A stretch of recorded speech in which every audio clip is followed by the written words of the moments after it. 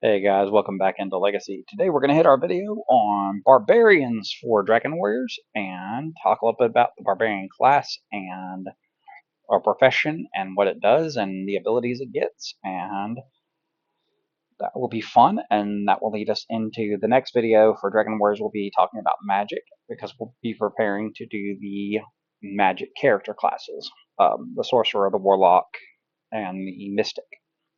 So as it stands, barbarians may come from Tholen. The eastern steppes are one of the variety of distant and inhospitable lands. Um, they are traditional barbarian tribes. They are nomadic. Um, think of them, a lot of them come off as uh, Viking berserkers, is a good way to think of them, or maybe even North African berserkers, if they come from the right place. They're really fun. Um, if they go into civilized lands, they tend to be looked at very negatively. Uh, they don't have a good reputation among civilized people. But barbarians are super useful. They can have a code of honor that's as complex as the knights, but they don't necessarily explain it to people who are not part of their tribe or their in group. So barbarians are kind of the opposite of knights combat wise in that they don't get nearly as many abilities. They only get four abilities, one of them starting at rank 8 onward, but their abilities are very combat focused as well as the knights. Um, Whereas the knight, though, is heavily armored. He fights with swords. The barbarian, generally speaking, he's going to be the guy that fights with like a two-handed axe and leather or chainmail, something like that, metal armor. So that's kind of where they are the opposite of the knights as far as physical. Um, Knights, they have a number of special abilities. They can track, they can berserk, they can ride a war horse, and they get an ability called Blood Rage, which I'll explain in a second. Um, Barbarians track the exact same way knights do. That is explained later in the book. We will get into tracking when we get into the actual full rules, but they can track enemies across country, which is a good ability to have. That way, they also have the ability to go berserk in combat.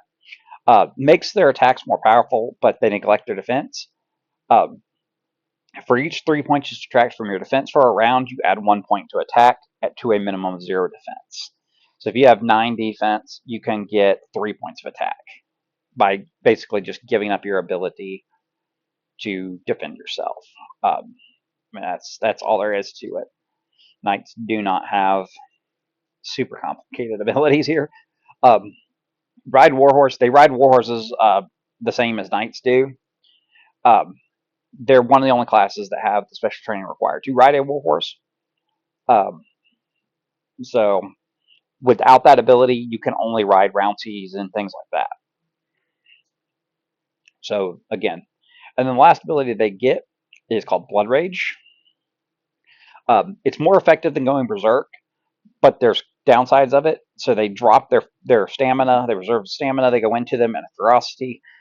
And when they're 8th rank or higher, 8th level or higher, they go into a Blood Rage in combat, which he's taken a wound. Uh, you you begin to roar, bellow, terrible war oaths, foam rolls from your mouth, and your eyes glaze with an insentient fury.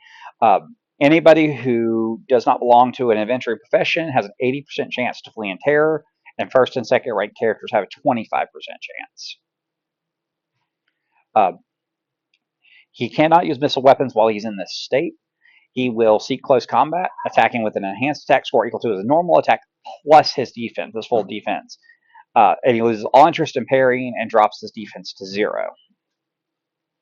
Uh, if uh, uh, any damage that goes past his armor bypass scores an extra hit point of damage. However, they feel no pain as well during this state. Normally, you fall unconscious when your wounds reduce your current health score to 0. You do not have that happen if you're in a blood rage. You still die at -3, but if you're victorious before then, you are still in a blood rage.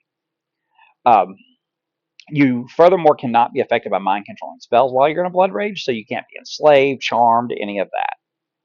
Nothing can be done to you to mess with your head because you're just so pissed off. Um, The problem with this, the big downside to this, outside of having zero defense, which means that it's basically impossible to miss you, is you also cannot control when it ends. Uh, Once all the enemies are slain, if you're in a blood rage, you will begin attacking friends as well as foes. Any other target that's available, innocent or not, will become a target of the blood raging barbarian. And to shrug this off, you have to roll under your intelligence on a d20, and you start this attempt at the start of every combat round. If you fail, you must spend the round pursuing or fighting the nearest possible opponent. Once you make the roll, he calms down, returns to normal, which means if he's at 0 hit points, he passes out, by the way. Uh, Armor for them is weird. They can wear any armor up to full mail without suffering any combat penalties for doing so. However, they do take a -2 penalty for attack and defense while doing so. And that, guys, is the Barbarian. Barbarians are pretty, like I said, they're pretty simple characters. They're not complicated in any capacity. They are very much a simple character build. Again, if you're playing this game for the first time, I would encourage Knights of Barbarians for most people playing for the first time because of their simplicity.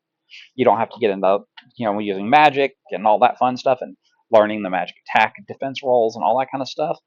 The ability to track can be fairly potent. Can be a fairly potent ability.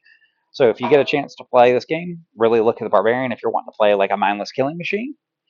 And if you are not wanting to play that, play the Knight if you want to play a melee character. Otherwise, guys, we'll get more into the other classes as we go along. Like I said, next video, of course, is going to be the magic system, so that we'll understand more of how the Warlock and everything works. But all that being said, guys, we do hope you have fun, and we do hope to see you guys around the game table at some point.